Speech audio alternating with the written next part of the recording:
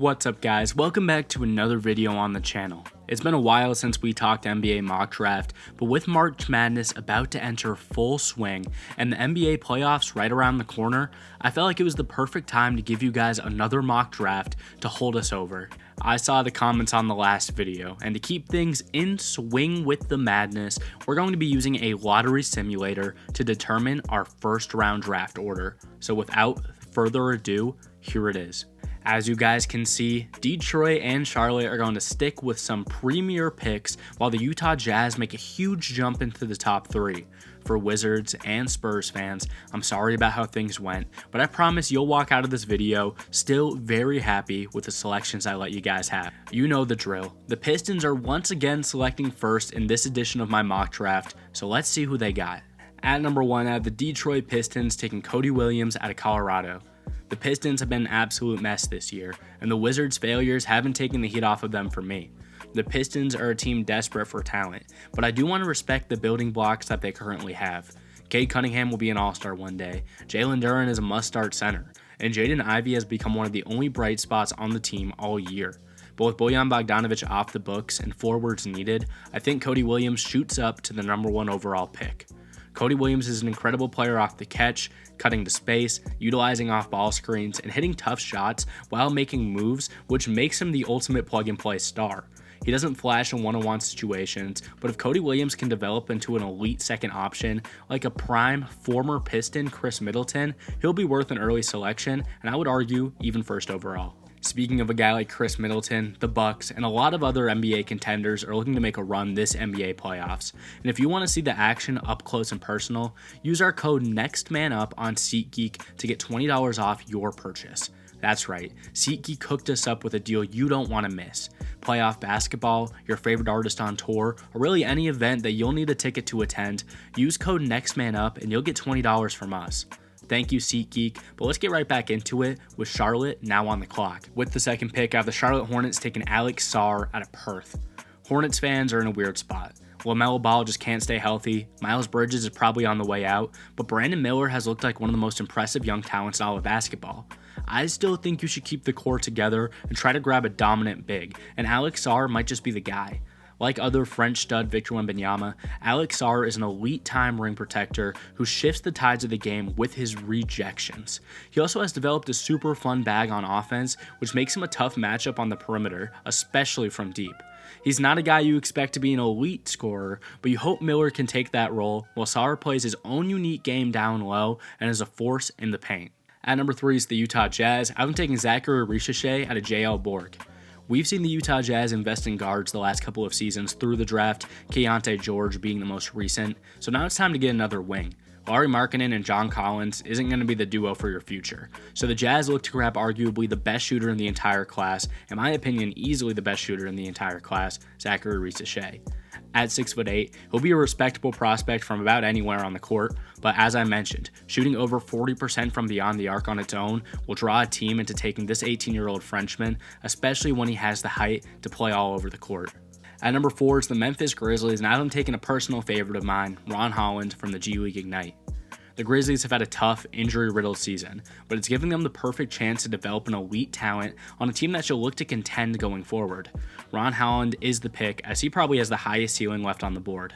Holland has missed a chunk of the Ignite season, and he won't be coming back this year, but when he played, he was a 20-point-per-game scorer who was dominant as a ball handler or even streaking down the court in the transition game, and I still like his jump shooting fundamentals.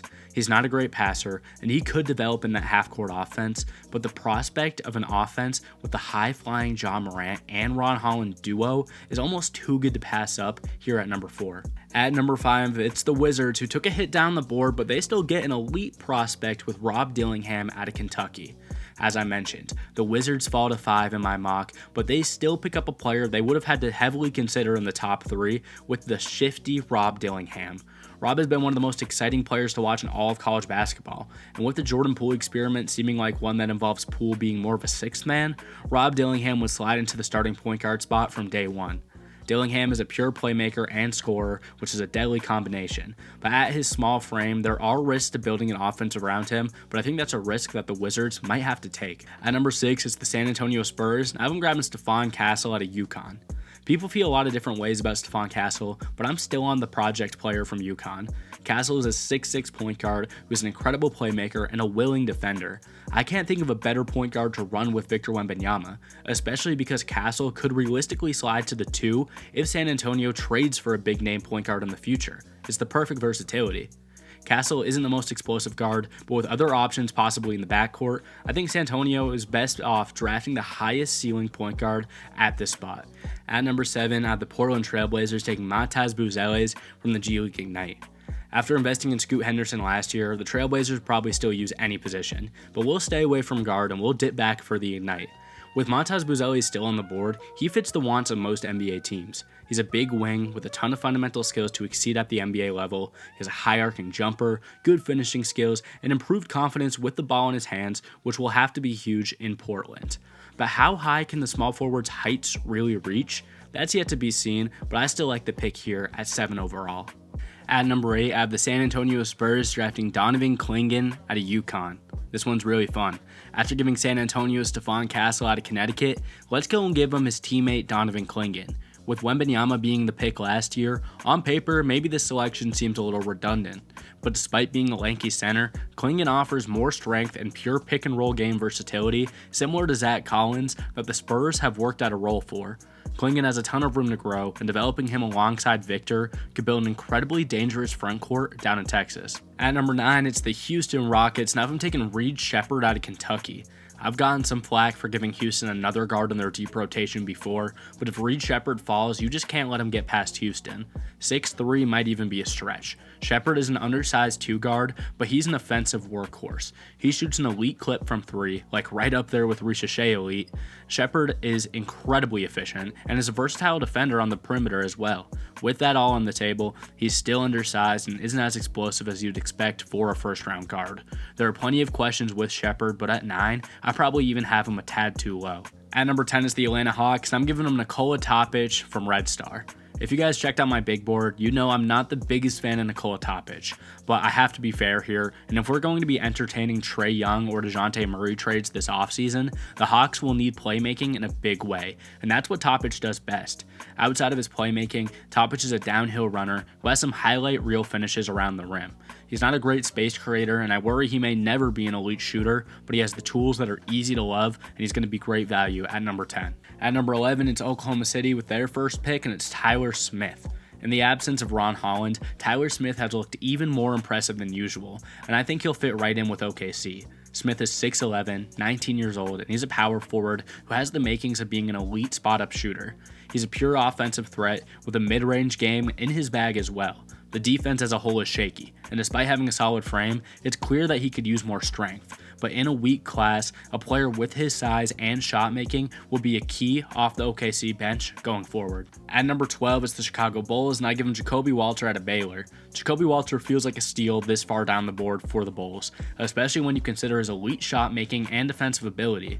I do say pretty often that in the modern NBA, you have to be more than a 3-and-D guy to survive, and during the mid-stretch we saw an aggressive Walter who would often attack the rim. But for whatever reason in conference play, we seem to see less and less of that, which is rightfully knocking him down the board. If LaVine is on the way out, the Bulls need a spacer next to Kobe White in their backcourt for the future, and I'm confident that at pick 12, Walter is their best option. At number 13 is the Pelicans, and I've taken Dalton Knecht out of Tennessee. The Pelicans are in an interesting spot, and although they're not necessarily contenders, they're a solid team that winds up with 2 first-round picks, this one coming very early from the Lakers. The Pelicans can shoot for a project player later, but for now they need some more guys in their backcourt, and Knecht is the most NBA-ready guy that they're going to get. Like Trey Murphy, Knecht can shoot the lights out, and also his athleticism flies under the radar. He needs more defensive work, but I think that can be hidden while he develops, especially if he shares the court with a defensive stopper like Herb Jones. At number 14 is the Portland Trailblazers, and I'm giving them Terrence Shannon out of Illinois. Portland used pick 7 for a sharpshooter in Matas Buzeles, but now they'll pick up one of the freakiest athletes in the draft class with Terrence Shannon. We know what we're getting from Shannon. He's an insane athlete who can beat almost anyone when he crashes to the lane. But Shannon's stock has flown up in recent weeks as his 3-point percentage has been good enough to flash NBA-level productivity. Shannon has plenty of off-the-court issues, and if a disappointing outcome is proven from that situation, he will be nowhere near my draft board. but assuming things are in order with that situation, Shannon does have the makings of an NBA talent, and he will deserve a first-round selection. At number 15 is the Philadelphia 76ers. They could take Isaiah Collier out of USC. Isaiah Collier is a strong, old-school style point guard. Now, I don't mean the old-school Bob Cousy and Jerry West type. I'm thinking more Mark Anthony style. Collier is strong, finishes tough at the rim, and is clearly a talented ball handler. We need to see Collier take better shots and make the open ones. He has incredible talent, but he falls down the board because in the modern NBA, a guard with shooting problems doesn't usually make it very far.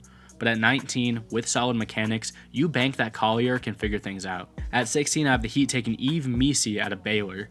We all just saw that incredible Bam Adebayo game winner. What a shot from the big guy. But we're going to do Bam a favor and get him a front court prospect that we hope he can mentor with Yves Missi. I've compared Missi to a player like Clint Capella in the past, which makes sense considering his strong suits come from defensive rebounding and pick and roll play. But recently, we've seen his finishing flounder, which has to drop him down my board. The Heat could use another big man to develop, especially considering they don't have a lot of bigs to look at on their roster, and at 16, I just can't get over the value of Yves Missi. At number 17, it's the Raptors. They're going to take Tajon Salon out of Cholet. Toronto missed out on their pick earlier, and for a team that hasn't met expectations and looks to fade into a longer championship timeline, I'm taking my chances at a prospect player like Salon. Salon is the definition of raw. We've seen dominant 20-point games over in France, and then we've seen scoreless outings. Nevertheless, he almost always makes the right reads, he's athletic, and teams up the board might want to see more from an unpolished talent, but if you're at 19 for Toronto, I feel like you have to swing at a potential frontcourt partner of your superstar Scotty Barnes, and if Tajon Salon can develop, he might just be one of the best players in this whole class. At 18 is the Phoenix Suns, and I'm going to give him Jared McCain. McCain has casually proved all of his haters wrong this season. Even I penciled Jared in as a second-round guy at the start of draft season, but he's showing that even while being a secondary ball handler and more of an off-ball talent, he has that pure skill to drop a massive amount of points in short spans. Jared is versatile, a heads-up player, and at least based on what I've seen, a coachable talent. Phoenix needs to act on this championship window that they have, and bringing in Jared McCain is the best mix of NBA ready and potential that you'll find anywhere outside of the lottery. At 19, the Knicks take their first selection, and it's Kel'el Ware out of Indiana. Kel'el Ware is a player some of you have probably known for years now. He was a highly touted high schooler who transferred from Oregon and has been putting up solid numbers at Indiana. There's no denying this guy is one of the purest finishing bigs in all of college ball, and the Knicks could use a more high-impact center than Hartenstein on some nights. No disrespect to Isaiah, of course. Ware's biggest problem is his effort, but I actually think the bright lights of New York may put the pressure on him to play at full effort every single night, which might be exactly the kick in the butt that the young big man needs to go out and dominate like we all know he can. At number 20, it's the Hawks, and I'm going to give him Bobby Klintman. Bobby Klintman has looked really solid in the NBL, a league of basketball that has proven to develop young talent in the past. Depending on where you look, Klintman is anywhere from 6'8 to 6'10, and he has a good set of tools: inside-outside defense, athleticism, and a really good-looking jumper. I gave Atlanta a point guard earlier, and although they do have a lot of athletic wings, I think Klintman will separate himself as potentially a small ball center type if he keeps working on his rebounding abilities, which would definitely be useful for a young Hawks roster. At number 21 is the Orlando Magic, and I'm going to give him DaRon Holmes. DaRon Holmes might be one of the most disrespected players in this entire class. Bleacher Report is an incredible sports website, but when I see a comparison to Trace Jackson Davis, I'm lost. Trace is great, but he's truly an undersized center who I don't want near the three-point line at all. DaRon Holmes has shown cases of shooting the lights out, and like Trace, he has an incredible face-up game in the post. Holmes is only 21, I wouldn't consider age a problem for him, and taking Dayton to the big dance on his shoulders shows me that Holmes is a legit threat, which an NBA team will have to swing on. I think Orlando gets a lot of value here. At number 22 is the Knicks, and they'll take Devin Carter. The Knicks are up once again. We gave him front court. Let's give him another guard option. Devin Carter reminds me of younger Tyus Jones. You don't necessarily want them as your starter, but if you have a backup point guard with that sort of intensity, natural leadership ability, and the playmaking chops in the pick and roll, you couldn't be happier. Carter is a guy that checks all those boxes, and he's got a jumper on him. He's held back by a lack of consistency, especially in his jump shooting, but at his best, he's one of the best guards in this class, and very good value. At number 23 is the Pelicans again. Let's give him Jalen Tyson out of Cal. Jalen Tyson has really made a name for himself at UC Berkeley, and he's a tweener in the best sort of way. At 6'7", 215, I can see Tyson running the 2 through 4, although 3 probably is his best spot. I love his ball handling, and his separation has got to be next level. He hits tough shots as well. I haven't seen much work from him off ball, and Cal wasn't necessarily very good this year, so there's definitely an empty stats argument to be made. But for the Pels who picked up Connect earlier, I'd like to see Tyson create with him at the professional level. At number 24, it's the Wizards again. Let's give him Johnny Furphy out of Kansas. I messed up, guys. I left Furphy off my big board a couple weeks ago, and he's done everything to make me eat my words. I was never a hater, but I was severely underplaying how good this guy is. Like Grady Dick, who obviously played at KU last season, Furphy is a shooter. He fits the bill, but his athleticism is off the charts too. He is definitely an NBA player. He's on the slimmer side, and he really hasn't had that big of a role this year for the Jayhawks, but getting an ice-cold perimeter player in the same class as you get Rob Dillingham should make Wizards fans pretty happy. At 25 is the Cavs taking Dillon Jones out of Weber State. I am a Dillon Jones supporter, man. The Cavs are a contending team, and I think they'd live with Dillon Jones being a little older than most prospects. Jones is a 6'6 forward who often puts up double-doubles with rebounds, but also plays as a primary ball handler. That is versatility at its finest. He has a strange build, kind of like a more athletic Grant Williams sort of deal, but he has great touch from anywhere on the court. And if the Cavs like Georges Niang, I think Dillon Jones will give you similar production at a lesser cost. At 26 is the Bucks. I'm going to give him Ryan Dunn out of Virginia. Ryan Dunn has definitely taken a hit in his draft stock this year, and he was seen as a primary defender, but now is mostly just seen as an offensive liability. The Bucks have some great spacing, and you cannot downplay just how versatile of a defender that Ryan Dunn is, which I do think gets him drafted on that talent alone. If he can continue to beat his man off the dribble, it's going to make his poor shooting a lot easier to hide. But at the very worst, the Bucks gift themselves an Andre Roberson type of player, which isn't necessarily the worst value in the world. At 27, I'm giving the Timberwolves Kevin McCullough out of Kansas. Kevin McCullough was having an amazing year with the Jayhawks before he hurt his knee, and with the tournament about to start, you guys probably know better than me if he's even playing or not. Regardless, this guy is experienced, he has a much improved jumper, and he has been a key piece to a successful offense in Kansas, and even back at Texas Tech as well. It's tough to vouch for an older guy dealing with injuries, but he's about as solid as you can get in this class, so taking him in the late 20s shouldn't be a problem for the young T-Wolves. At number 28, I have the Denver Nuggets taking Keyshawn George out of Miami. Keyshawn George took a lot of spotlight from a guy I really liked this year, Luka Poplar, and I think he's starting to show that he's probably the better prospect. The Nuggets love shooters, and they have a fair share of young guys on their bench that specialize in defense and explosiveness. So let's switch it up and grab him a 6'8 shooter with confident ball handling and deep accuracy. Of course, with Michael Malone you have to play defense, which George has shown he can do as well, but he doesn't have a whole lot of game inside that three-point line, which is probably what ends up holding the 20-year-old back. I think the Nuggets are happy with another developmental player, especially if they're going to continue contending with their core talent. At number 29 is the Utah Jazz once again, and I'm going to give him a guy you guys probably already know, Zach Edey out of Purdue. Say what you will about Zach Edey. A lot of the criticism about him is fair, but when I watch Edey, this is a guy who is bound to be an elite rim defender at 7'4", and is one of the only young bigs at his height who actually uses weight to their advantage.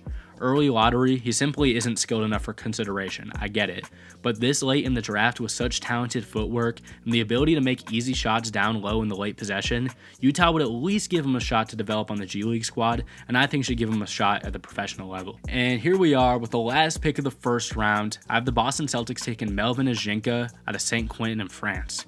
I'm going to give my hometown Celtics a little fan favorite selection from me with Melvin Ajinka.